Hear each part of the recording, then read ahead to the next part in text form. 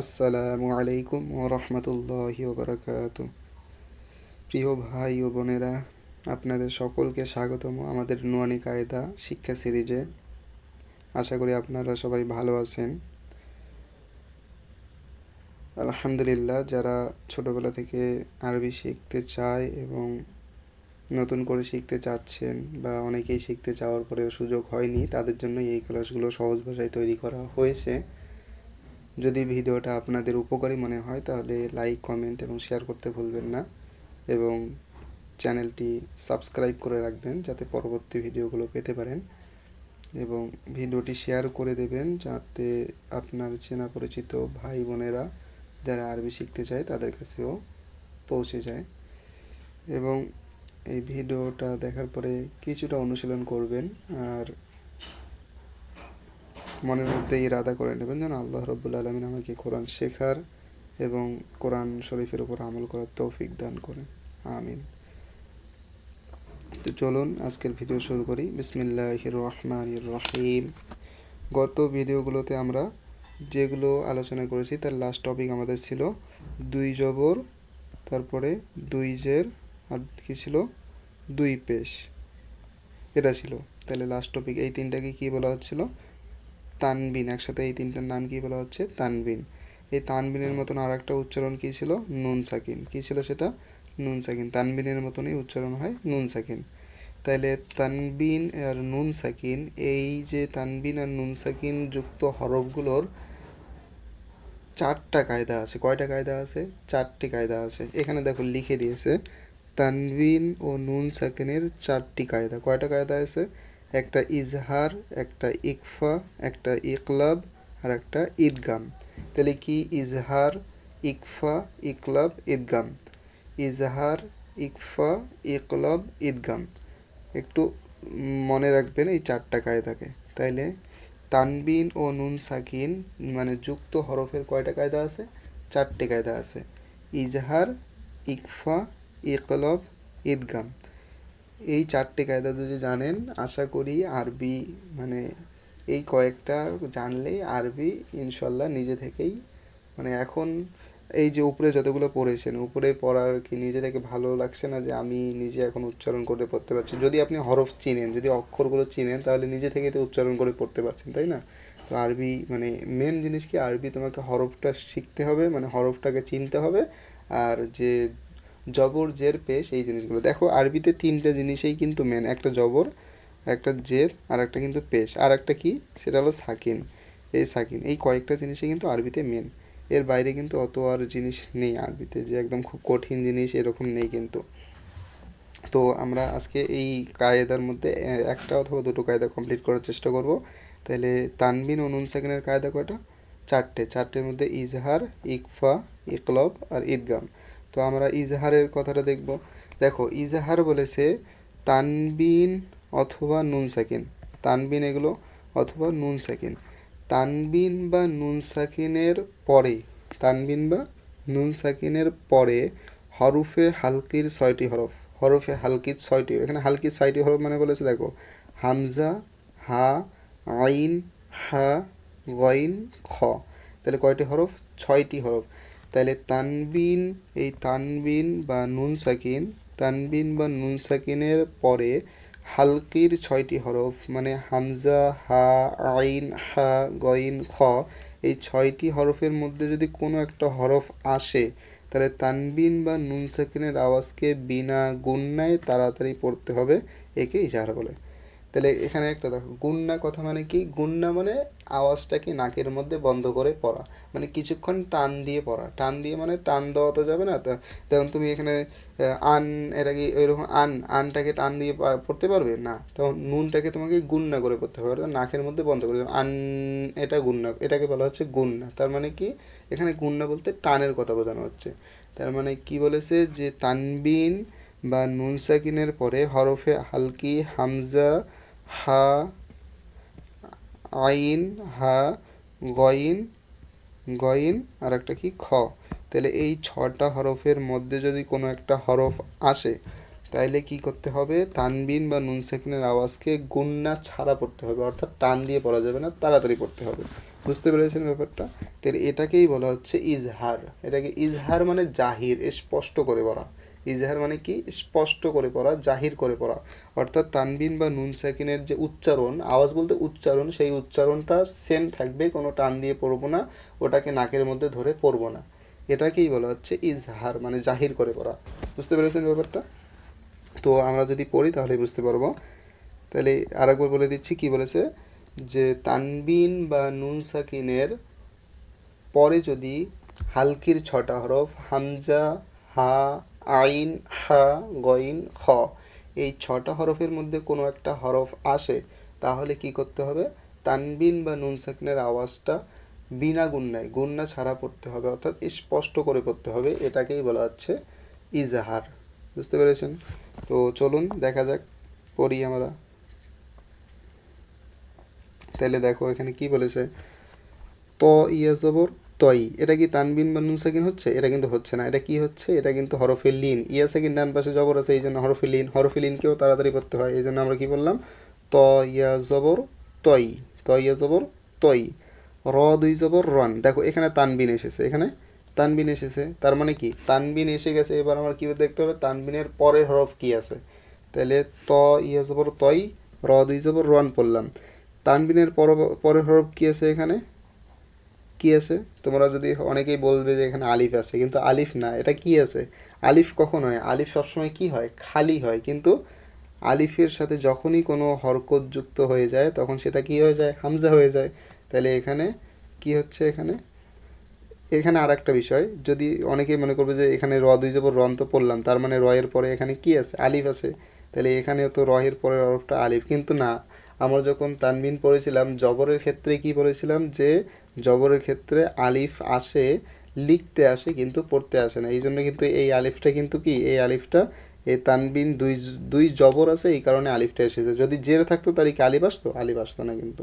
বুঝতে পেরেছেন? তার মানে কি এখানে, এখানে হচ্ছে তানবিনের পরের হরফ আলিফ নেই, তানবিনের পরের হরফ এটা কিন্তু কি আছে? হামজা আছে। তার মানে আমরা কি পড়লাম, যে হামজা, তারপরে হা, তারপরে আইন, আইন, হা, আর একটা কি গইন, আর একটা খ। তাহলে এই ছটা হরফের মধ্যে এখানে দেখো হামজা এসে গেছে, তাই তো? তাহলে তানবিন বা নুন সেকেন্ডের পরে হামজা এসেছে, তার মানে এই তানবিন বা নুন সেকেন্ডের আওয়াজটা কি করে পড়তে হবে? জাহির করে পড়তে হবে, স্পষ্ট করে পড়তে হবে। তাহলে এখানে কি, তই রন, তই রন, এইরকম পড়া যাবে না। তই রন মানে স্পষ্ট করে পড়তে হবে। তই রন, হামজা জবর আ, তই রন আ, বা আলিফ জবর বা, তই রন আবা, বা ইয়াজের বি, তৈরন আবাবিলা, জাবরলা, তৈরন আবাবিলা। এগুলো বাকিতে টান আছে, বাকিগুলোতে টান দিলাম, কিন্তু জাস্ট এগুলোতে টান হবে না দেখে আমরা টান দিলাম না। এখানে তানবিন বা নুন সাকিনের এখানেও টান হচ্ছে না। কেন হচ্ছে না? কারণ তানবিন বা নুন সাকিন, এখানে কি নুন সাকিন তো নেই, তানবিন আছে। তাহলে তানবিনের পরে এখানে হামজা এসেছে, এই কারণে এটাকে আমরা টান দিয়ে পড়লাম না, জাহির করে পড়লাম, স্পষ্ট করে পড়লাম। এটাকে বলা হচ্ছে ইজহারের কায়দা। বুঝতে পেরেছেন? মানে ইজহারের নিয়ম। তাহলে পড়ি, একবার পড়ে নাও। তৈরন আবাবিলা, পরেরটা কি আছে? নারুন হা, এখানে রুনটা দেখো, এখানে রুনের পরে হা আছে, তার মানে কি ছটা হরফের মধ্যে একটা হরফ এসেছে। তাহলে এখানেও তানবিনের পরে হা এসেছে, এই জন্য এখানে আমরা কি করে পড়বো? স্পষ্ট করে পড়বো, মানে রুনের আওয়াজটাকে কি স্পষ্ট করে পড়বো।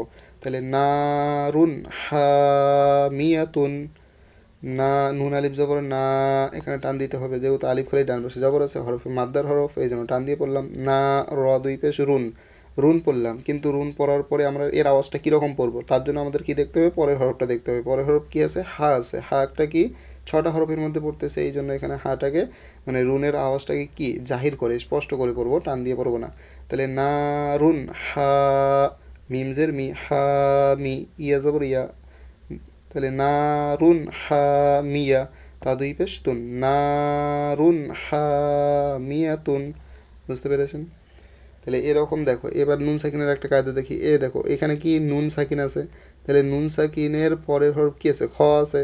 তাহলে নুন সাকিন, তানবিন বা নুন সাকিন, তার পরের হরফ যে ছটা হরফ কি কি? হামজা, হা, আইন, হা, গইন, খ। এই ছটা হরফের মধ্যে একটা হরফ চলে এসেছে এখানে, খ এসেছে, এই জন্য নুন সাকিনের আওয়াজটাও কি করব আমরা? স্পষ্ট করে পড়বো। তাহলে কি হবে এখানে? লি তারপরে মান, লিমান, খ জবর খ, লিমান খ, শিনজের শি, লিমান খসি, ইয়া জবর ইয়া, লিমান খসিয়া। তারপরেরটাও তোমরা ভিডিওটা পজ করে পড়ার চেষ্টা করো, তারপরে আমি উচ্চারণটা বলে দিচ্ছি। তাহলে মিন গয়রিহি, মিন গয়রিহি, এখানে নুন সাকিন আছে, তারপরে গয়ন এসেছে, এই জন্য এর উচ্চারণটা কি স্পষ্ট করে বললাম। তাহলে মিন গয়রিহি, ইয়াউমা ইযিন আলাইহা, ইয়াউমা ইযিন আলাইহা, এখানে জিনটাও কি আমরা স্পষ্ট করে বললাম, যেহেতু তানবিন দুই জের আছে, তারপরে আইন আছে, এই জন্য আমরা স্পষ্ট করে বললাম। তাহলে ইয়াউমা ইযিন আলাইহা মিনহু খিতাবান, এ দেখো মিন, এখানে নুন সাকিন আছে, তারপরে হা এসেছে, এই জন্য এটাও স্পষ্ট করে বললাম। তাহলে মিনহু খিতাবান, এখানে দেখো বানের পরে কোনো কি হরফ আছে, কোনো নেই, ওই জন্য বান বানই পড়লাম। তাহলে মিনহু খিতাবান, মিন আইনিন আনিয়াতিন, এখানে দেখো দুটো আছে, নুন সাকিনের পরে আইন আছে, এটাও স্পষ্ট করে পড়বো। এবার এখানে তানবিন আছে, তানবিনের পরেও হামজা এসেছে, এই জন্য এটাও স্পষ্ট করে পড়বো। তাহলে দুবার আমাকে স্পষ্ট করে পড়তে হচ্ছে। তাহলে মিন আইনিন আনিয়াতিন, কুফুয়ান আহাদুন, কুফুয়ান আহাদুন, ওয়ান, ওয়ানের পরে হামজা আসছে, এই জন্য এটাও স্পষ্ট করে পড়বো। তাহলে কুফুয়ান আহাদুন, এটা এখানে কি আছে, ফামান উফিয়া, ফামান উফিয়া, নুন সাকিনের পরে আইন এসেছে, এই জন্য স্পষ্ট করে পড়বো। তাহলে ফামান উফিয়া মিন আখিহি, মিন আখিহি, মান আযিনা,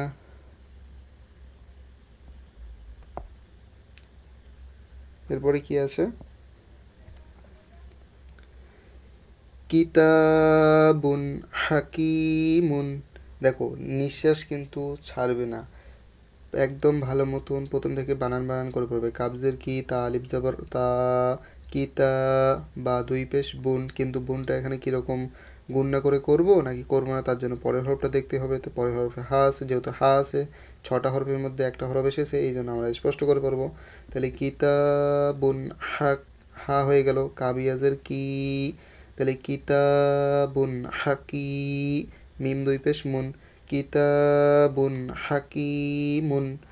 তারপরে আযাবুন গলিজুন, হাসিদিন ইযা হাসাদা, হা আলিফ জবর হা, সিন জের সি, হাসি, দাল দুই জের দিন, হাসিদিন, হামজা জের ই, হাসিদিন ই, জাল আলিফ জবর জা, হাসিদিন ইজা, হা জবর হা, হাসিদিন ইজা হা, সিন জবর সা, হাসিদিন ইজা হাসা, দাল জবর দা, হাসিদিন ইজা হাসাদা। বুঝতে পেরেছেন? তাহলে এইভাবে পড়বেন, একটা করে বানান করবেন, একটা করে উচ্চারণ করবেন, তাহলে পড়াটাও নিজে থেকেই বুঝতে পারবেন এবং পড়াটা সুন্দরভাবে চলে আসবে। তো এইটা আরেকবার আমরা রিভিশন করে নিই। তাহলে কী কী আসে প্রথম থেকে দেখে নিই। কী কী আছে এখানে, তৈরন আবাবিলা, নারুন হামিয়াতুন, লিমান খসিয়া, মিন গয়রিহি, ইয়াউমা ইযিন আলাইহা, মিনহু খিতাবান, মিন আইনিন আনিয়াতিন, কুফুয়ান আহাদুন, ফামান উফিয়া মিন আখিহি, যেখানে টান আছে সেখানে টান দেবেন, যেখানে টান নেই সেখানে টান দেবেন না কিন্তু, মান আযিনা, কিতাবুন হাকিমুন, আযাবুন গলিজুন, হাসিদিন ইযা হাসাদা। বুঝতে পেরেছেন কীভাবে পড়লাম? তাহলে আমরা কি করলাম, তানবিন বা নুন সাকিনের একটা কায়দা পড়লাম। কী কায়দা? তানবিন বা নুন সাকিনের পরে যদি এই ইজহারের হরফ 6টা, হরফে হালকি, হামজা হা, আইন হা, গইন খ, এই 6টা হরফের মধ্যে একটা যদি হরফ বসে, তাহলে আমাদের কী করতে হবে, তানবিন বা নুন সাকিনের আওয়াজটাকে কী করতে হবে, স্পষ্ট করে করতে হবে, জাহির করে করতে হবে। তাহলে এটা একটা কায়দা গেল। তো তানবিন বা নুন সাকিনের দ্বিতীয় কায়দা, এবার দ্বিতীয় কায়দা কি, এবার ইকফা, ইজহারের পরে কি, ইকফা, ইকফা কি বলেছে যে তানবিন বা নুন সাকিন, তানবিন তানবিন অথবা নুন সাকিন, তানবিন অথবা নুন সাকিনের পরে এবার হরফে ইকফার হরফ কয়টা আছে? 15টা। হরফে ইকফার হরফ কয়টা? 15টা। এই 15টা হরফ একবার মুখস্থ করে নিতে হবে। তাহলে কি কি আছে দেখো, মুখস্থ বলতে ইজি হরফ আছে দেখো, তা, সা, জিম, দাল, জাল, জা, সিন, শিন, সদ, দ, ত, জ, ফা, কফ, কাফ। এই 15টা হরফ। তাহলে তানবিন বা নুন সাকিনের পরে এই 15টা হরফ যদি আসে তাহলে কি করতে হবে? তানবিন বা নুন সাকিনের আওয়াজটাকে এবার গুণনা করে পড়তে হবে, অর্থাৎ টান দিয়ে পড়তে হবে। এটাকেই বলা হচ্ছে হরফে ইকফা। একে কি বলা হচ্ছে? ইকফা। তাহলে দেখো, ওখানে তুমি আলিফ বা পড়েছো, আলিফের পরে বা, তাহলে আলিফ বা, তারপরে কি তা, ওখানে হামজা হা, আইন হা, গইন খ ছিল, তাহলে আলিফ বাকে বাদ দিয়ে বাকি দেখো তা, সা, জিম, ওখানে হা খ তো ছিলই, দাল, জাল, রটাকে বাদ দাও, সিন, শিন, সদ, দ, ত, জ, ফা, কফ, কাফ। এইভাবে মুখস্থ করবে। তা, সা, দিম, তা, সা, জিম, দাল, জাল, জা, সিন, শিন, সদ, দ, ত, জ, ফা, কফ, কাফ। এইভাবে 15টা হরফকে একবার মুখস্থ করে নেবে। একটু মুখস্থ করবে, এটা মনে রাখলে হয়ে যাবে। যখন পড়তে পড়তে অভ্যাস হয়ে যাবে তখন তোমার অটোমেটিক্যালি চলে আসবে যে এই হরফটা এসেছে, তার মানে এটাকে টান দিয়ে পড়তে হবে। তো একই রকম দেখো, এখানে পড়লেই বুঝতে পারবে। দেখে নুন সাকিন এসেছে, তাহলে নুন সাকিনের আওয়াজটা কীভাবে পড়বো, তার পরের হরফটা দেখতে হবে। যেহেতু এখানে তা আছে, তা একটা ইকফার হরফ, এই জন্য তা থাকার কারণে নুন সাকিনের আওয়াজটাকে কি গুণনা করে পড়বো। তাহলে হামজা নুন জবর কী হচ্ছে? আন। এবার আনটাকে কি করব? টান দিয়ে গুণনা করে পড়বো। আন। বুঝতে পেরেছো? মানে নাকের মধ্যে নুনটাকে নিয়ে যাব, মানে অং, অং পড়েছো না বাংলায়? এই অং পড়ার চেষ্টা করবে। মানে অং অ্যাকচুয়ালি হয় না, এখানে নুনটাই থাকে, নুনটা নাকের মধ্যে নিয়ে গুণনা করতে হবে। আন, কিন্তু মানে একটু আওয়াজটা অঙের মতন শোনা যায়। বুঝতে পেরেছো? এটাই হলো তানবিন বা নুন সাকিনের দ্বিতীয় কায়দা। তো পরিচলো, বুঝবে তাহলে কি? হামজা নুন জবর আন, তা জবর তা, তাহলে এখানে আন তা পড়া যাবে না, আং তা। এক আলিফ টান দিয়ে গুণনা করে কতটা হবে? এক আলিফ টান দিয়ে, এক আলিফ পরিমাণ টান দিয়ে গুণনা করে পড়তে হবে।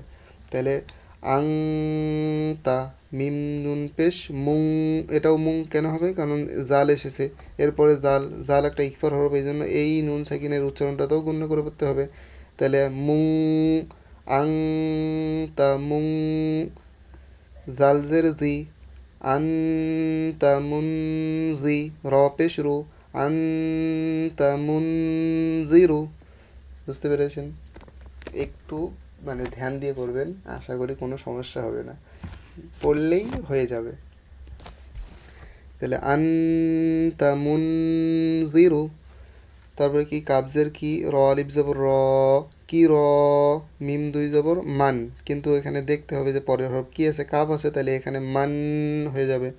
তাহলে কি র মান, কি র মান, কাফ আলিফ জবর কা, কি র মান কা, তাজের তি, কি র মান কাতি, বা ইয়াজের বি, কিরমান কাতিবি, নুন জবর না, কিরমান কাতিবিনা। তারপরে বাকিগুলো তোমরা বানান করে পড়বে, আমি উচ্চারণগুলো পড়ে নিচ্ছি, এখানে পজ করে তোমরা বানান করে পড়বে আগে, তারপরে আমার পরে যখন একবার তোমরা রিভিশনে এখান থেকে পড়ে নাও, পড়ে নেওয়ার পরে তারপরে এখন পজ করে তোমরা নিজে থেকে পড়ার চেষ্টা করো। এবার মানে উচ্চারণটা দেখো এবার ঠিক হয়েছে কিনা। কুনতু তুরাবান, ইয়াতিমান ফাআ, দেখো ইয়াতিমান ফাআওয়া, মান দাখালাহু উনসা, মিন শাইইন উনসা, মিন শাইইন, নারন জাতা, ফালান তাজিদা। বুঝতে পেরেছেন? তাহলে এই নিজে থেকে এগুলো আরেকবার রিভিশন করার চেষ্টা করবেন। আমি আরেকবার পড়িয়ে দিচ্ছি। আনতা মুনজিরু কিরামান কাতিবিনা, কুনতু তুরাবান ইয়াতীমান ফাআওয়া মান দাখালাহু উনসা মিন শাইইন নারান যাতা ফালান তাজিদা। তাহলে আশা করি বুঝতে পেরেছেন এসব। তো এই পর্যন্ত। এরপরে আমাদের এখানে একটা অনুশীলন দিয়েছে, মানে এই সবগুলো মিলিয়ে যত কিছু আমরা পড়েছি, হরকত, জবর, জের, পেশ, মানে হরকত, হরফে মাদ্দা, খাড়া জবর খারিজের উল্টা পেশ, হরফে লিন, তারপরে এতক্ষণ পর্যন্ত তানবিন নুন সাকিনের দুটো কায়দা বললাম, এই জন্য এখানে কয়েকটা দিয়েছে। তো এগুলো একবার পড়ার চেষ্টা করো। কি আছে? ইয়াউমা ইউনফাখু মান তাগা عن ضيفي من ثقلت أنزلنا ينظرون। বুঝতে পেরেছেন? তাহলে এই পর্যন্ত থাকবে। এরপরে আমরা তানবিন বা নুন সাকিনের তৃতীয় কায়দা এবং চতুর্থ কায়দাটা পড়ব। তো যদি ভিডিওটি ভালো লাগে শেয়ার করে দেবেন আপনাদের ভাই বোনেরা যারা শিখতে চায়, আর বাড়িতে অন্তত অনুশীলন করবেন। তো এখানে এই ভিডিওটি শেষ করছি। আসসালামু আলাইকুম।